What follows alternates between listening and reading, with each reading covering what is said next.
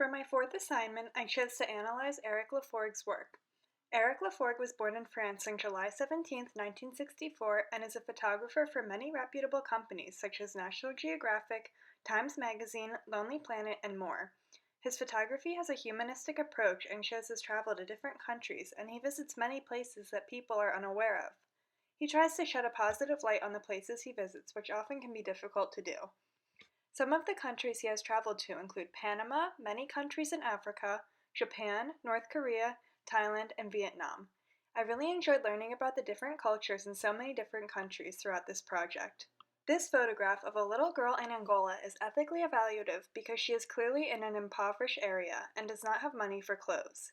She is in front of a former army base, which many would not know became a place for people to occupy when they become homeless.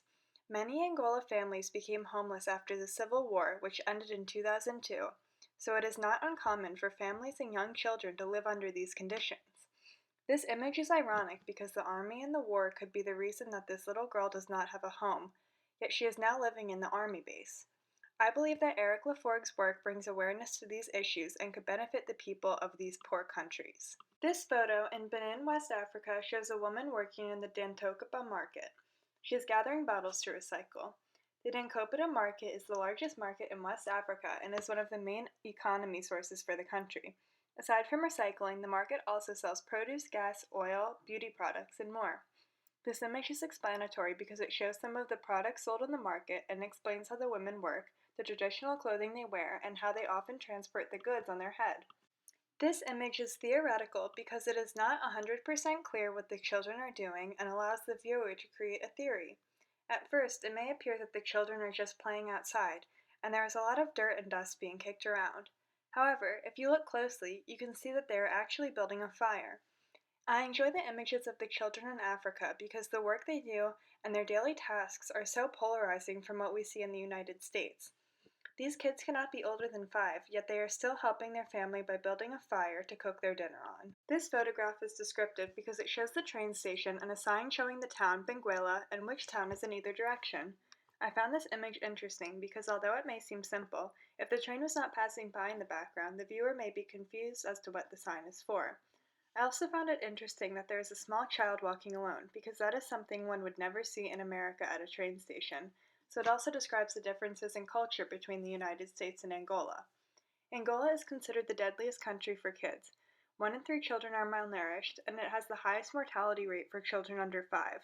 Maybe the photographer chose to capture this inconsistency with a child being alone to point out the many differences between Angola and a more developed country.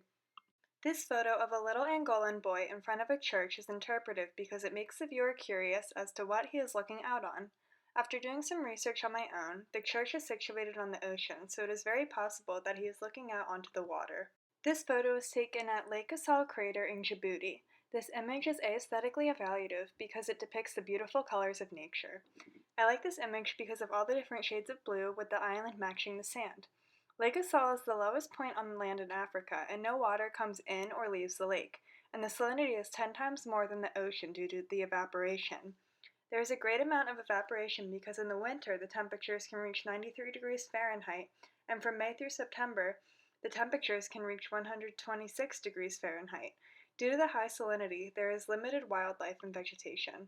Eric Lafforgue's photography helped me perceive photography in a different light by showing beautiful and challenging parts of Africa.